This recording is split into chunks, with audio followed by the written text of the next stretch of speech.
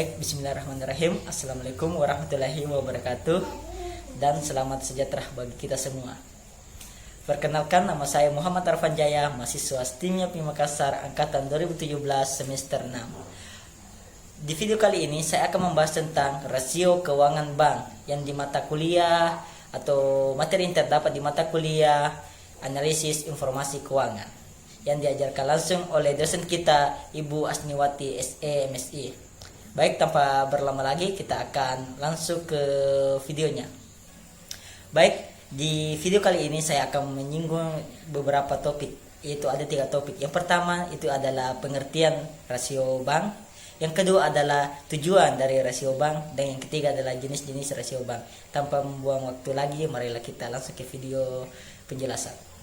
Baik, yang pertama itu adalah pengertian rasio bank. Dikutip dari Google adalah pengertian rasio bank adalah suatu alat untuk mengukur kinerja perusahaan dalam suatu periode akuntansi tertentu, yang dimana rasio ini jauh lebih kompleks dibandingkan dengan rasio-rasio keuangan lainnya. Rasio bank juga merupakan rasio yang dimana berbeda dengan rasio perusahaan umum lainnya yang bergerak di bidang non-bank. Jadi rasio ini sangat bermanfaat bagi bank untuk menilai atau mengukur kinerja perusahaannya tersebut. Risiko yang dihadapi bank sama seperti perusahaan-perusahaan pada lainnya, bahkan jauh lebih tinggi dibandingkan perusahaan yang bergerak di bidang non-bank dan keuangan. Dan laporan keuangan perusahaan non-bank sama seperti laporan keuangan pada bank lainnya, yaitu disajikan pada laporan keuangan pada satu periode tertentu, yang dimana terdiri dari laporan neraca, laporan laba rugi, dan laporan arus kas. Laporan keuangan pada perusahaan bank itu disusun pada suatu periode akuntansi tertentu, dan laporan ini sangat dibutuhkan bagi pihak masyarakat, pihak nasabah, pihak pemerintah, dan pihak-pihak lainnya yang membutuhkan, di mana laporan ini dapat menggambarkan kinerja bank tersebut, baik itu kinerja baik ataupun kinerja yang buruk. Baik, yang kedua itu adalah tujuan rasio bank. Tujuan rasio bank dikutip dari penelitian Jumingan pada tahun 2006 mengatakan ada beberapa tujuan dari rasio bank tersebut. Di antaranya yang pertama adalah untuk mengetahui apakah bank tersebut memiliki kecukupan modal untuk membiayai atau mendanai segala aktivitas bank tersebut, baik secara operasional maupun administrasi dalam suatu periode tertentu. Yang kedua, tujuan dari rasio bank tersebut adalah untuk mengukur atau mengetahui kemampuan perusahaan atau kemampuan bank dalam membayar kewajiban atau hutang jangka pendeknya dalam suatu periode tertentu. Yang ketiga, tujuan dari rasio bank itu adalah untuk mengukur atau menilai kemampuan bank dalam menghasilkan profit atau laba atau keuntungan dalam suatu periode tertentu dari hasil kegiatan operasional perusahaan tersebut dalam satu periode tertentu. Yang keempat, tujuan dari rasio bank itu adalah untuk menilai dan melihat kemampuan bank dalam menyangga risiko yang ditimbulkan dari aktivitas bank tersebut dalam melakukan kegiatan operasionalnya dalam satu periode tertentu.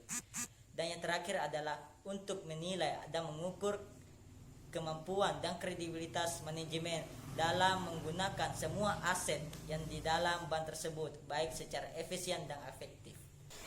Baik, materi terakhir itu adalah materi tentang jenis-jenis rasio bank. Terdapat beberapa jenis-jenis rasio bank. Yang pertama adalah rasio likuiditas. Pengertian dari rasio likuiditas adalah rasio yang digunakan untuk menilai seberapa liquid bank dalam melayani nasabah dalam suatu periode tertentu.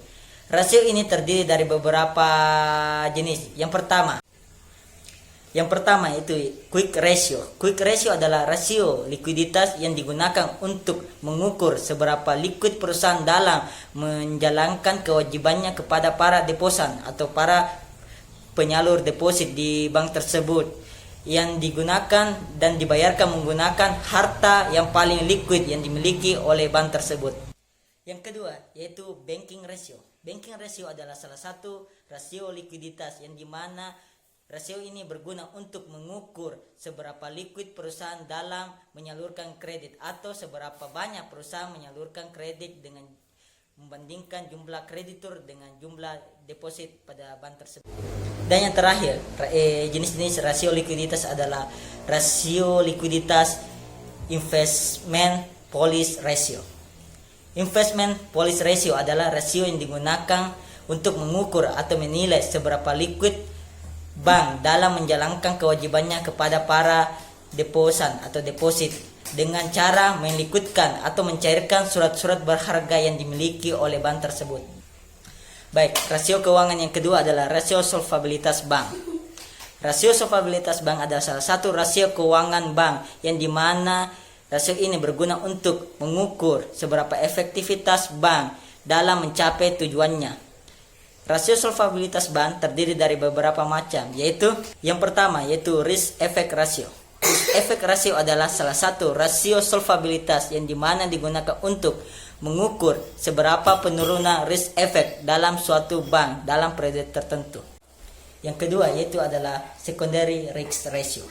Secondary risk ratio adalah salah satu rasio solvabilitas atau salah satu jenis rasio solvabilitas yang dimana digunakan untuk mengukur penurunan aset bank yang memiliki tingkat risiko yang lebih tinggi dibandingkan aset-aset yang lainnya. Dan yang terakhir adalah atau yang ketiga adalah rasio rentabilitas. Rasio rentabilitas adalah salah satu rasio keuangan yang dimana digunakan untuk mengukur seberapa rentabilitas suatu bank dan seberapa profitabilitas dalam mencapai keuntungan bank dalam suatu periode tertentu.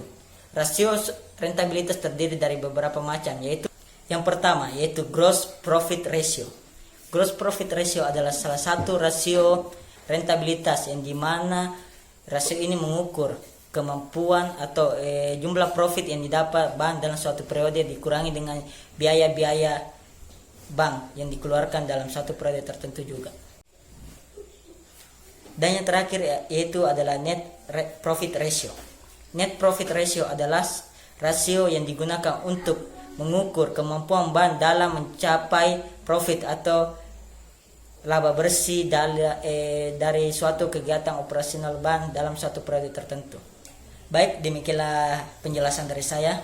Mudah-mudahan bermanfaat dan dapat kita mengerti bersama. Lebih dan kurangnya mohon dimaafkan. Sekian, wabillahi taufiq wa hidayah. Wassalamualaikum warahmatullahi wabarakatuh.